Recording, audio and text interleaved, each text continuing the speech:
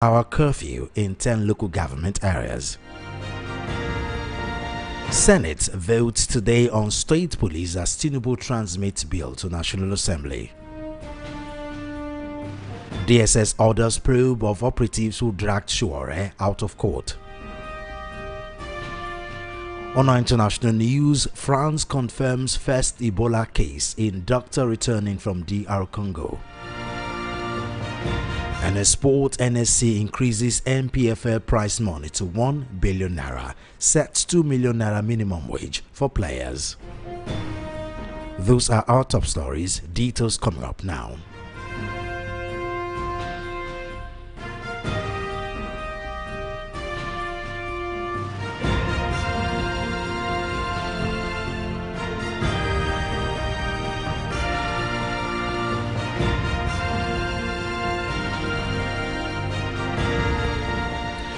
First on the news, presidential spokesman Bayo Onanuga has said he does not share the view that the level of hunger often described by critics reflects the reality across Nigeria, insisting that many Nigerians are benefiting from policies introduced by President Bola Tinubu's administration.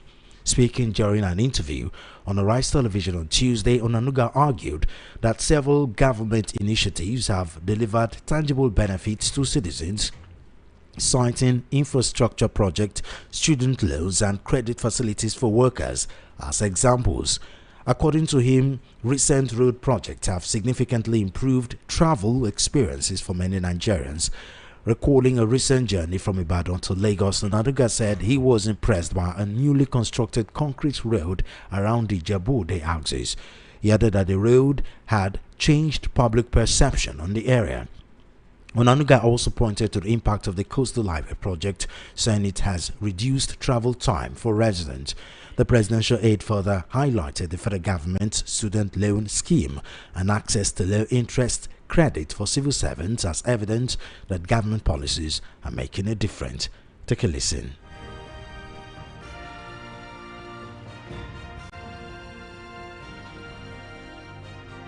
One day I was traveling from Lagos, from Ibadan to Lagos, and Google Maps told me that there's a go-slow in the approach to Lagos. I decided to take Ijebu-Ode, Shagamu, via Shagamu. And what struck me was that I just found myself on a paved road, concrete road.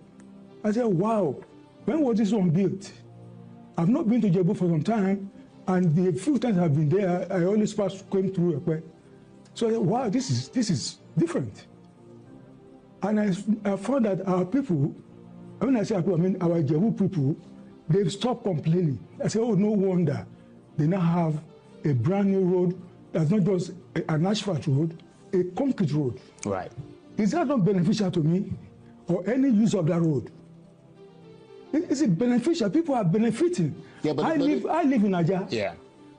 Anytime I go to Lagos and I ask Google Map to tell me how soon will I get home, Google Map will tell me 1 hour, 7 minutes. Before, 2 hours, 30 minutes. And the reason for that is because we now have a coastal road that has shortened my travel time. Is that not beneficial? What are people talking about really? Look, if you have students, if you are a parent, and you have 4 children in university, and they're able to access federal loan, which is interest-free, are they not benefiting?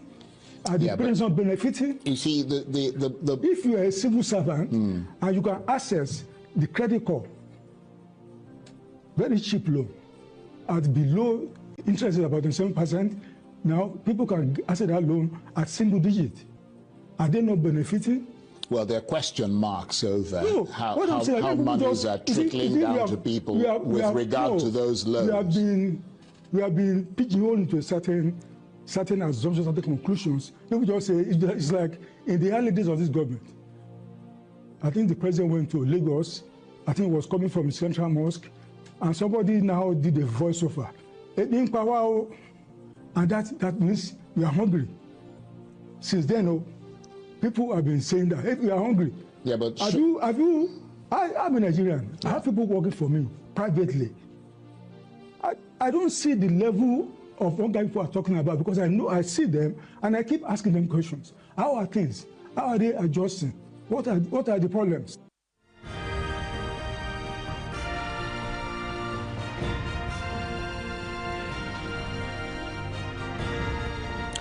As measures targeted at tackling insecurity across Oyo State, the state government, Seyi Makinde, has approved the declaration of 16-hour curfew in 10 local government areas of the state. According to a memo issued by the Secretary to the State Government, Professor Musibao Babatunde, the curfew takes effect from Wednesday, June 24, 2026. The curfew between 4 p.m. and 8 p.m. lasts for 48 hours in the first instance and affects local government areas bordering the Old Oyo National Park. The affected local governments are Orire Local Government, Orilokwe, Irekpo, Akasi West, Saki East, Atisbo, Itesiwaju, Ishenyi, Olorunshogo, and Atiba local government. The development follows a series of protests that rocked the state over the abduction of children and teachers in the Orire local government area in May. The national coordinator of the movement, Junwo Sonyaolu, who spoke during the latest protest held on Monday, said the demonstration was part of ongoing efforts by the group to push for the freedom of the victims. According to him, the protest is a continuation of actions the organization has embarked upon since the abduction of children and teachers in the Orire local government area of Oyo State in May. He also criticized political leaders for focusing on preparations for the 2027 elections while insecurity continues to threaten the lives of Nigerians. Meanwhile, retired military and police chiefs have expressed different views on the extent of powers governors should wield under the proposed policing structure, warning that while decentralized policing could strengthen security, adequate safeguards must be put in place to prevent abuse. Their positions come amid renewed calls by state governors for greater constitutional authority over security operations within their state and guaranteed funding arrangements for the proposed state police services. There were reports on Tuesday that state governors were seeking greater constitutional authority over security operations within their domains and guaranteed funding arrangement for the proposed state police services, according to a report of a high-level strategic meeting involving state attorneys general, legal experts, and senior security officials convened by the Nigeria Governors Forum Secretariat in Abuja last week. Also on Tuesday, President of the Senate, Godswill Akpabio, rallied his colleagues to ensure full attendance as the National Assembly prepares for what could become one of the most consequential constitutional votes in Nigeria's democratic history, the proposed amendments to establish state police services across the Federation on Wednesday, that's today. Akpabio's move followed President Bola Tinubu's formal transmission of the Constitutional Alteration Bill seeking the creation of state police services. The proposed amendment is expected to be debated when the Senate reconvenes today. Commenting on the development, retired Brigadier General Peter Aro said state police should be viewed as a deliberate security reform rather than a political project, arguing that governors must be given sufficient powers to address local challenges and local security challenges while operating within clearly defined limits. The retired military officer maintained that state police should have broad powers over internal security operations, including intelligence gathering, investigations, and community policing. However, he warned that mechanisms must be created to prevent politically motivated prosecutions. On his part, retired Assistant Inspector General of Police Ali Amodu, he said governors should naturally have significant influence over state police because they would bear the burden of funding and maintaining the service. Amodu acknowledged concerns that governors could seek excessive control over state police, but insisted that Nigeria's worsening security situation required urgent action rather than endless debate. The Department of State Services (DSS) has ordered an investigation into the conduct of its operatives after Omoyele Sowore, activist and presidential candidate of the African Action Congress (AAC), was remanded. On Monday, a federal high court in Abuja ordered the remand of Sowore at the Kuje Correctional Center pending the hearing of his application challenging the revocation of his bail. Mohammed Umar, the presiding judge, made the order after dismissing an application by Sowore seeking the judge's recusal from the case on grounds of alleged bias. On June 16, the court revoked the bail granted Sowore and issued an arrest warrant following the activist's absence from court. In a video posted on social media on Monday, some armed DSS officials were seen violently dragging Sowore out of the hallway at the end of the court proceedings. The video sparked criticisms, with the searchlight yet again beaming on the conduct of security operatives. The DSS is prosecuting Sowore on a 2-count charge over a social media post in which he allegedly described President Bola Tinubu as a criminal on his X and Facebook account. In a statement released on Tuesday, Favor Dozier, DSX spokesperson, said after the saga, Sowore curiously opted for a DSS vehicle instead of that of the correctional service. Dozier said the DSS do not oppose Showore's bail in court, adding that the revocation was entirely based on the court's discretion. Dozier explained that while the agency is prosecuting Sowore over his comment against Tinubu, the DSS spokesperson said the agency asked Sowore to retract his remarks within 1 week in a letter dated September 4, 2025.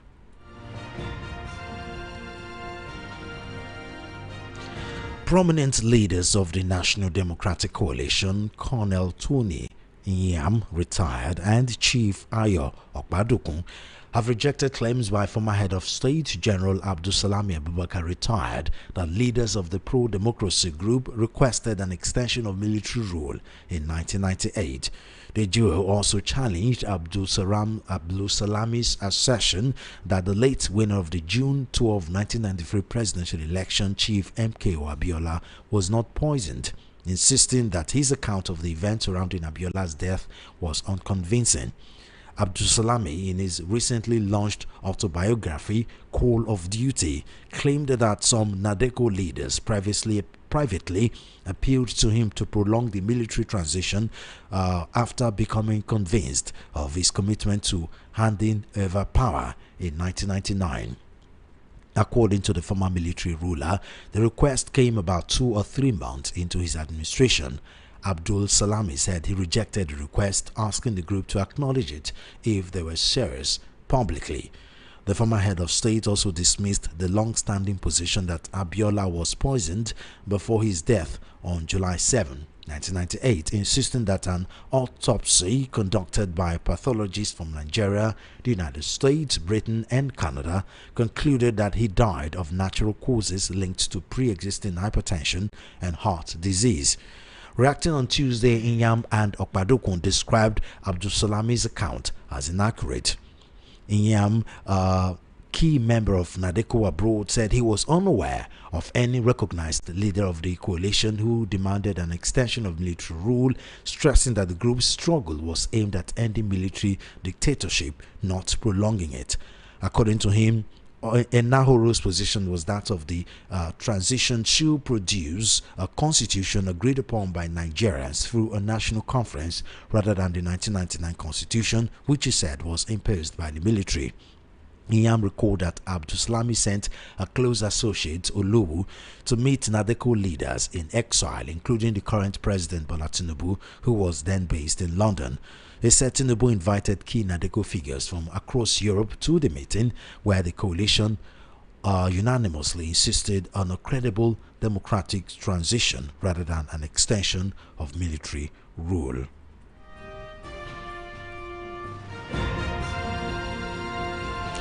You are currently listening to the World News at 12 right here on Voice of the People 90.3 FM. We'll go straight to our analysis segment. So we'll have Peter Anosike. He's a current affairs analyst, an academic doctor with PhD on consulting and profit management from Brenner University in the state of Delaware, United States. He is also the author of the book Abuse of Power: How Democracy Turned into Tyranny of the Few. Dr. Anosike, it was a pleasure. Thank you very much for joining us. Thank you for having me. Now let's go to the first story on a news item where presidential spokesman Bayo Onanuga, in an interview last night on Arise television, said quite a number of things, but obviously the ones that have garnered more attention, that I'm sure it's a national discourse, throughout today and maybe in the next few weeks, is the fact that he said he doesn't see the level of hunger Nigerians complain about, citing his journey from Ibadan to Lagos, where he was very impressed about the states of road, the good road he's seen, and some scheme, loan scheme, low credit scheme by the federal government. I'm sure you must have seen the interview or read it on the newspaper today. I want to start by dismissing Shehu Akembanoye's conduct. Okay. Because Shehu was not controlling the interview.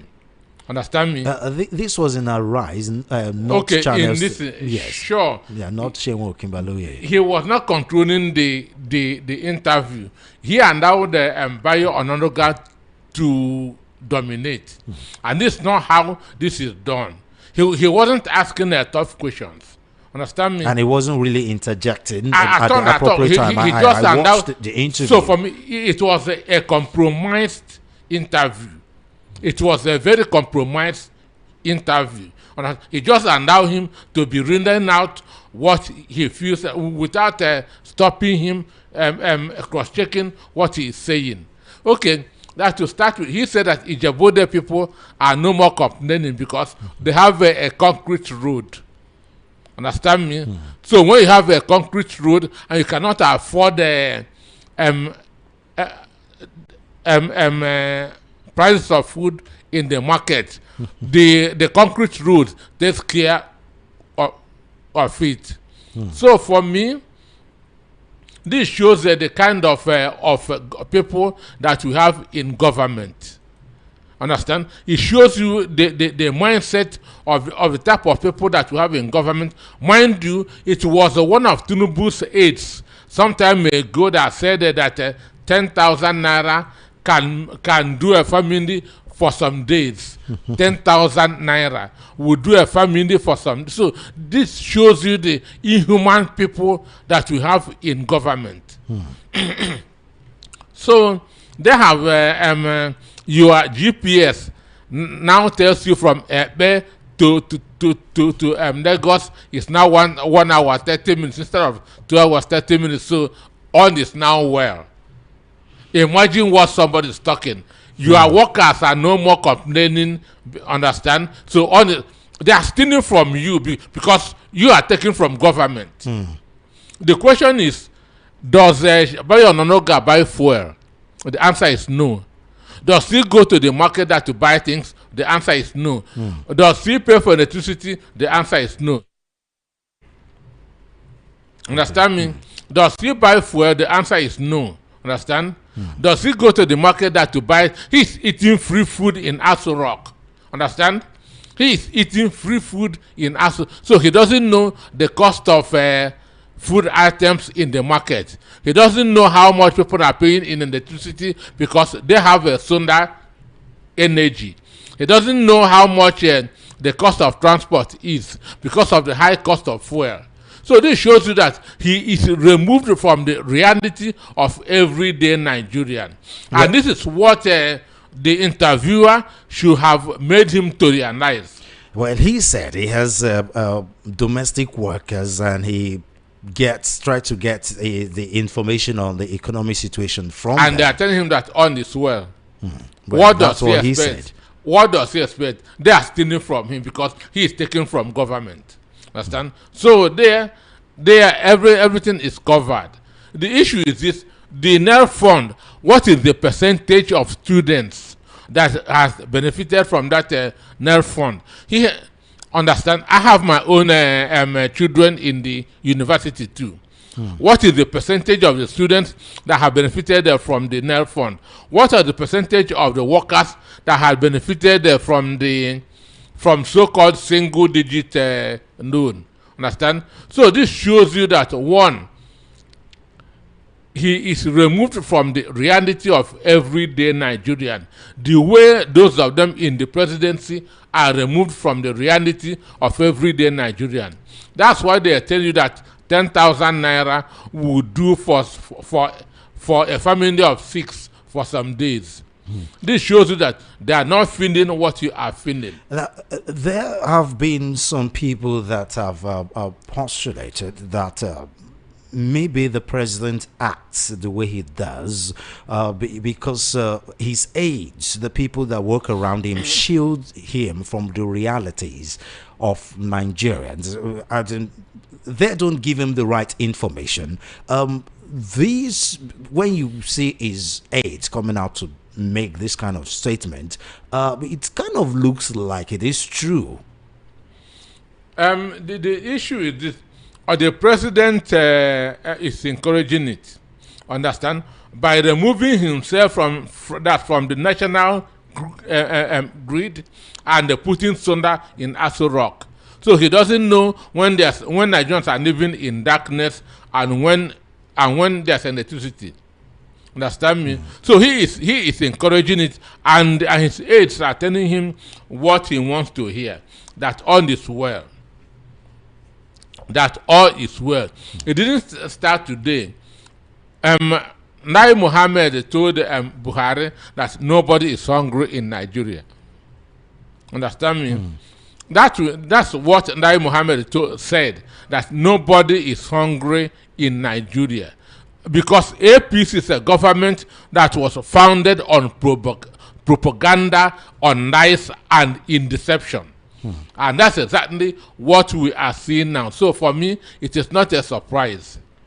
He shouldn't have said any other thing. He doesn't see the level of hunger in Nigeria. And they are throwing bread at people in Ekiti. On Thursday, they were throwing bread at people from a moving bus. People in Ekiti. They were sharing endomy and other things.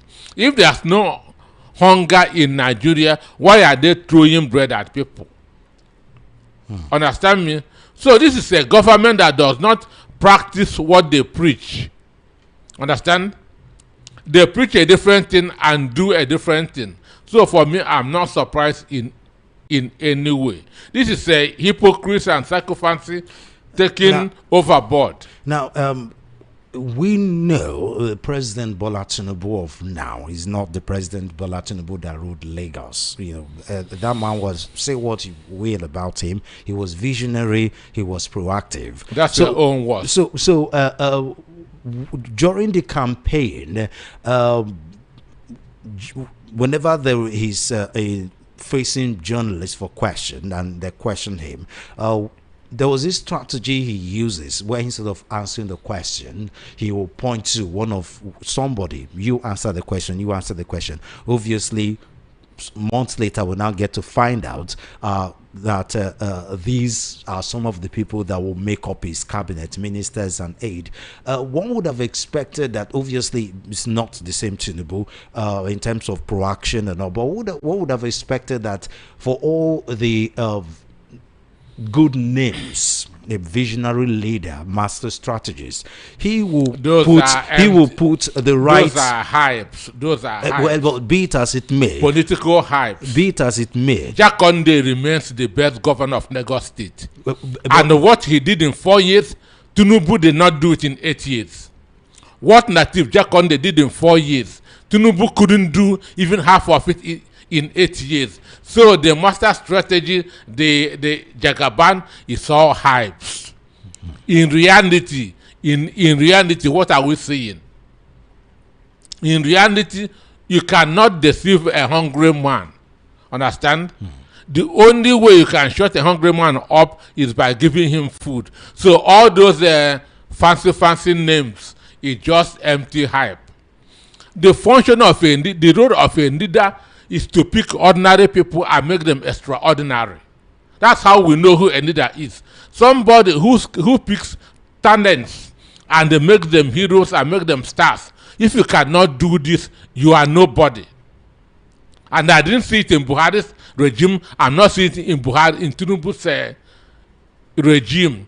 They started with their propaganda, understand, that of change. And today, the disease that they want to change has become worse than the illness. Well, let's go to insecurity matters, where the Oyo State government has declared 16-hour curfew in 10 local government areas. Well, I'm sure a lot of us will see this coming, because since the kidnapping, Oyo State has descended into chaos. Protests here and there demanding accountability from the state government and the federal government as part of a pressure campaign to make sure these kidnapped students and teachers are released. What's your take on this? Well, for me, I want to commend Seyi Makinde for putting up these security measures. Understand? Mind you, because I'm a student of history. Understand? In 2014, when the Chibok girls were kidnapped, Shetima did not make any effort at rescuing those girls. Understand? We didn't hear that he has put a curfew. Everything was on Jonathan's head. Understand me? Everything was on Jonathan's head. But today, they are doing everything that to shift the kidnapping of those 42 children from the presidency. But no, we have only one commander-in-chief of the armed forces, which is Bola Tinubu. He is in charge of the security. Understand me? He is in charge of the security. What governors are doing is just to help. Understand? What governors are doing is just to help. These people have gone to bring out the budget of Orire local government. This is how much this local government is earning every month, and they cannot provide security. 2014, they did not bring out the budget of Chibok local government to show us how much Chibok local government was earning, and they couldn't provide security for the Chibok girls. So for me, this kidnapping is on the head of Bola Tinubu and not Seyi Makinde. Understand me? Because Section 14, subsection 2 of the Nigeria Constitution say that the security and the welfare of the masses are under the watch of the president, not under the watch of the governor or the local government chairman. So the call is Tinubu, bring back our children. Well, talking on the governor's responsibility, I mean, the Senate votes today on state police. We'll see how that translates. There have been conflicting reactions on state police. Why? Obviously, there are fears of abuse by the state governors, which is legitimate. Some are saying, well, why those fears exist? The bigger problem is the fact that the level of insecurity keep going bigger and bigger. So these, in comparison to bigger and lesser evil, well, state police is obviously the better, answer to that. But the story here is the Senate will meet today to talk about state police. Your view? There's fear of state governors abusing police, isn't it? Yes. Federal government is abusing police. Understand me? Federal government is abusing police. So there should be no monopoly of abuse of police. So the abuse should be taken from the federal government to the state government. Federal government is abusing police. So there's nothing wrong if governors begin to abuse police. Wouldn't that be worse? We shouldn't have a monopoly of abuse. Understand me? So in other words, you're agreeing to replacing one problem with another problem. That's what you're saying. Where I am I'm a strong supporter of a state police. We all do. And, I mean, considering the situation. And I believe that if we have state police, the insecurity in the country will reduce, at least by 50%.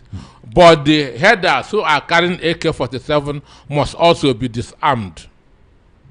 Understand me? In other words, there's a lot to do other than just doing the state police thing. And again, nothing works from the beginning. State police is good, but you cannot get it right. That's at the initial stage. At the initial stage, every new thing struggles. So state police is one of the things that will help fight against insecurity in the country. And there was some suggestions that some states who are ready should start, while others should hold on. No, that will be a disaster. This argument is that some states cannot afford to pay their own police. Therefore, with the security votes they receive every month. Therefore, let those who can afford it start. They mention some states like Lagos, Rivers, and so on and so forth. But if Lagos State start and Ogun did not start, the criminals in Lagos will run to Ogun State. Understand me? So it should take off at the same time, and let everybody be managing according to their own resources. While Lagos State can employ maybe 5,000, KB can employ 1,000. They say all hands are not equal. I mean, the amount of money, I mean, state civil service is not exactly the same, you know, for every state. The minimum wage. So for me, state police is important. Now, but what about yesterday? There were reports that, you know, during a high-stake and high-strategic meeting involving state attorneys general, legal experts, and senior security officials, called and hosted by the Nigerian Governors Forum, obviously to fine-tune modalities of how the state police will work. State governors were calling for even greater constitutional authority. Now we know on paper, even though that wasn't in the practical sense, on paper, state governors are the chief security officers of their state. On paper, yes. And then for years, these state governors have been collecting undisclosed amount of security votes at their discretion. They already have the money. On paper, they already have the power. All you just need to do is to start translating it into practical terms. What greater authority do you think the governors are seeking for? And don't you think it will be detrimental to what and bring the fears of several Nigerians to fruition that these state governors will abuse state police? Because right now people are saying that President Bola Tinubu is an APC trying to impose one party state on Nigerians. In these different states, I mean, there will be no opposition whatsoever, because the state governors will start using the state police as their personal executioners. The way federal government is using federal police as their own executioners. Understand me? This is Dr. Anosike, this whataboutism is not going to solve the problem. Excuse me. It's not going to solve the problem. This is a federation. And in every federation, powers devolve between the federal and the state. Understand me? So we should be thinking about devolution of powers. A lot of powers are at the presidency, and that's why this manipulation is going on. We understand, and we've been complaining about how the president holds a whole lot of power. Don't you think the kind of complaints we're having about the federal government, the same complaint being targeted at the state government, don't you think they are legitimate problems that need to be fine-tuned? It's like changing one devil to another. That's not exactly a solution. Let me give you an example. Sometime last year, FUBRA conducted his own local government election. Federal government said that police will not go there. Or you are aware. Yeah. Police withdrew their services. If we have a state police, understand, River State Police would have provided security for the people. Understand me? Now, Osun State election is August. Understand me? Federal police are in the pocket of the federal government. They are the ones that are going to unquote, even though some of them carry ballot boxes. Understand me? Federal police are going to monitor or provide security in Osun State that is being governed by a different party. Do you think that they are going to be professional? So what about the situation? No, do you think that federal police will go to a state not controlled by APC and be professional? What about a situation where a state being governed by APC and the opposition PDP or Labour Party or ADC are having a convention, and then they want the state police to do protection there, and the state governor refuses? Yes. He can refuse, because they say who pays the piper dictates the tune. Dr. Understand me? Anosike. They say, excuse me. The issue is this: you people want federal government to be getting away with everything. We need state police. That is not what we are saying. We need state police. We need state police. Whatever Tinubu is doing with police in Abuja, there, let the governor start doing the same thing in their own state. Dr. Anosike, that will be chaos. But you're proposing chaos in the country. Excuse me. You're proposing chaos. We have chaos at the center. So you don't think the same complaints we're having at the national level, there should be framework to make sure these governors don't abuse the state police? You don't think why should the federal government abuse on their own?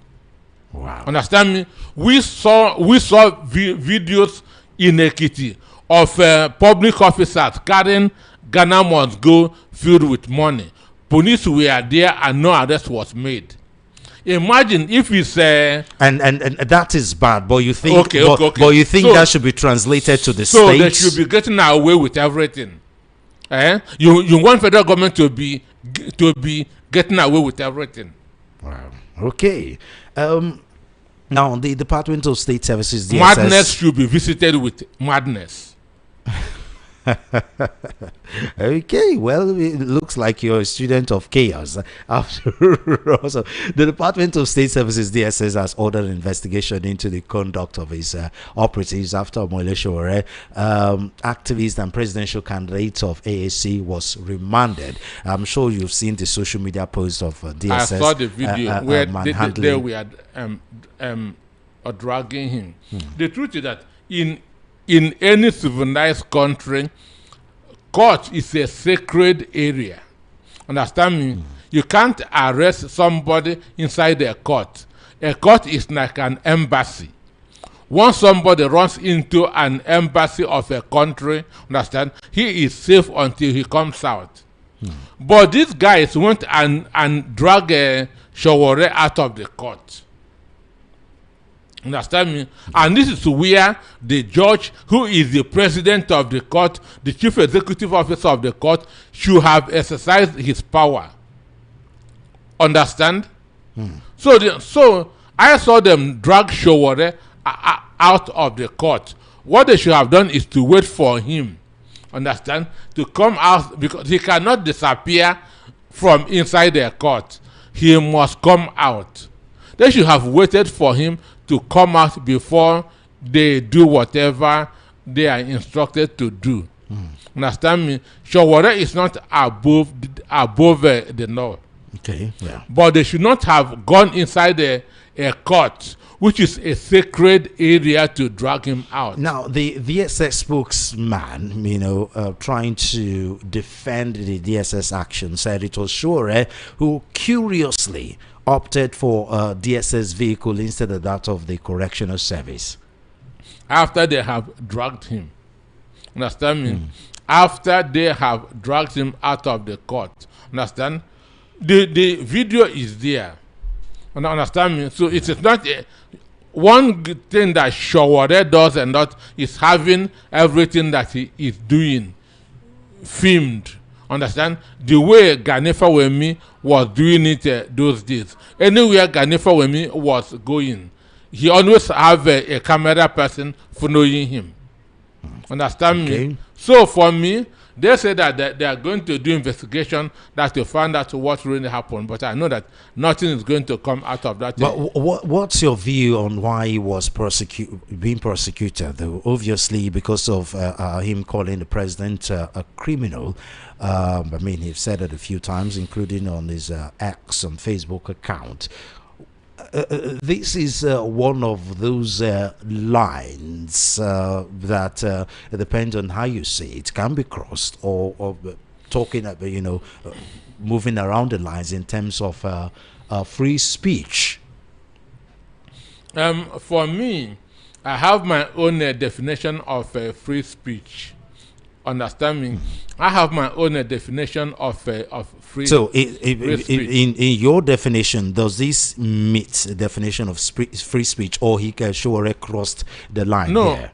This is not just the about a person, but about the office. Understand me? Yeah, in this case, it's both about the office and the person. You can't separate. I'm not concerned. Both of them. I'm not concerned about the person. I'm concerned about the office. Okay. The President of Federal Republic of Nigeria. You shouldn't call the President of Federal Republic of Nigeria a criminal. But in this case, President Bola Tinubu is being called a criminal. So just like during 2014. Anosike called President Goodluck Jonathan that thing. A president of Nigeria. Then Anosike called him that day. I shed tears. Understand? Because I'm concerned for the integrity of our country. No matter how bad you hate Goodluck Jonathan, you shouldn't call him that thing. In the same way, no matter how bad Shawore hates Bola Tinubu, today he's the president of Nigeria. You cannot call him a criminal because he represents all of us. For today, he represents all of us. Understand me? He is the #1 image maker of the country. Okay. That's why I say I will always distinguish between the office of the president and the individual. So in this case, now the DSS is right. Institution, the prosecution of Morel Shawore. No, Shawore is my very good friend, understand? But I don't like that word he used. Okay. So now, finally, because of time, let's quickly, there tend to be a controversy about the transition between military rules and the current civilian regime that's going on, the events around them. Prominent NADECO members, Colonel Tony Yam, retired, and Chief Ayo Okpadokun have rejected claims by former head of state General Abdulsalam Abubakar, retired, that leaders of the pro-democracy group requested an extension of military rule in 1998. There have been quite a number of things that they've reputed, but these tend to take more of the attention. But what's your take on the controversy and the account of events? Okay, for me, I'm a student of history. I research a lot, and I keep notes. I mean, you are an academic doctor after all, so no, I keep notes. When Abacha died, because one of the gifts that God gave to me is retention. I remember 40 years ago like yesterday. Understand me? When Abacha died, the chief of army staff then, Ishaya Bameyi, mind you, there are two brothers, Musa Bameyi, who was in charge of NDLEA, and Ishaya Bameyi, who was the chief of army staff. When Abacha died, but Isha Bameyi made one statement: "We are going to equalize it. We are going to equalize it." Understand? And after making that statement, not up to 10 days, MK Abiola died. Okay, so you think that was a premonition? Somebody from the north died, and they tell you that they are going to equalize it. What does that statement? What do you think that statement mean? Understand? And Konda Abiola said that his father did not have that issue of a heart disease and hypertension. Understand me? That his father did not have that issue of heart disease and hypertension. For me, what puts fear into me is that thing that Ishaya Bameyi said: "We are going to equalize it." Understand? Abacha died, and somebody from the north said we are going to equalize it. Within 10 days, somebody from the south, a prominent person from the south, died. Understand? So I have read some extract of this guy's book, Abdusalami Abubakar, and I'm sure most of them are not truth. Understand? He is just making himself to look good. Understand? He's even trying to exonerate himself from the Abacha regime. But at least he did good, but not grabbing onto power, because he was the transitional figure between the military regime and the civilian, democratic, dispensation that we are enjoying today. But did you know what Obasanjo said when he took over from him? What did he say? Obasanjo said that Abu Sanam Abubakar was stealing money like a drunken sender. Obasanjo is alive.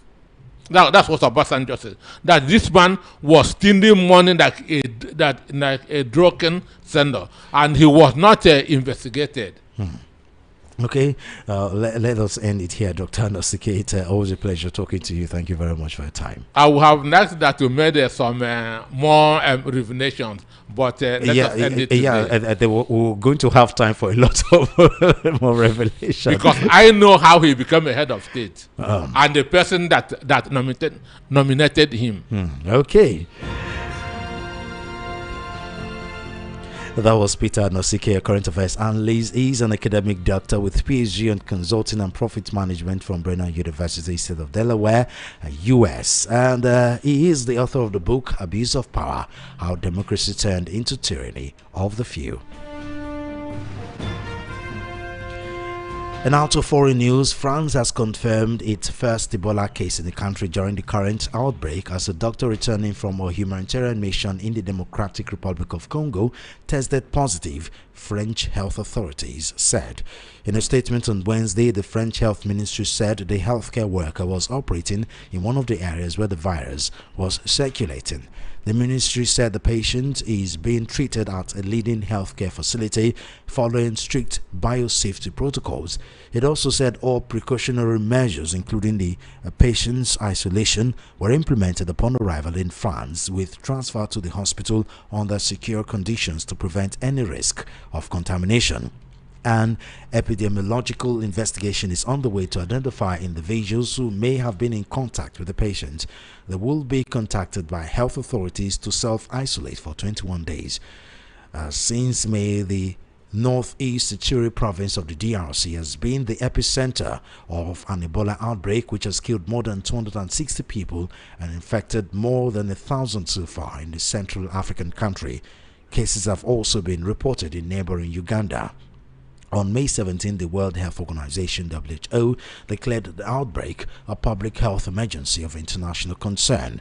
Most previous Ebola outbreaks in the DRC were caused by a virus called Ebola Zaire, but this outbreak is caused by a different strain called Bundibugyo, for which there are currently no approved vaccines or treatment. And finally, on our sports news, the champions of the next season for the Nigeria Premier Football League (NPFL) will receive a minimum prize money of 1 billion naira, up from the previous amount of 200 million naira. Shehu Diko, the chairman of the National Sports Commission (NSC), announced the new prize money on Tuesday in Abuja. Diko was in a meeting with top officials of the Nigerian Football Federation (NFF), and they also agreed to introduce a minimum wage of 2 million naira for NPFL players. The NSC chairman said a major highlight of the meeting was that the champions of the 2026-27 NPFL season will receive a minimum prize money of 1 billion naira. He also said the runners-up will receive 500 million naira, while the third-placed team will earn 300 million naira, subject to official confirmation by league authorities.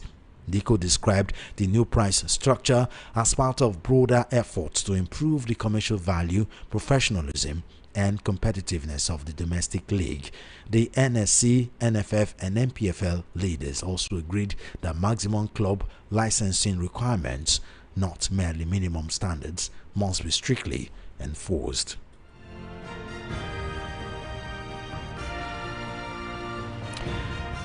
And now to end the news, a look at the headlines. Again, presidential spokesman Bayo Onanuga says doesn't see the level of hunger Nigerians complain about. Oyo State government declares 16-hour curfew in 10 local government areas. Senate votes today on state police as Tinubu transmits bill to National Assembly. DSS orders probe of operatives who dragged Shore out of court. On our foreign news, France confirms first Ebola case in doctor returning from DR Congo. And the sports news, NSA increases NPFL prize money to 1 billion naira, sets 2 million naira minimum wage for players. And that's the world news at 12 on Voice of the People 90.3 FM. I am Solomon Ofem. Good afternoon and thank you for listening.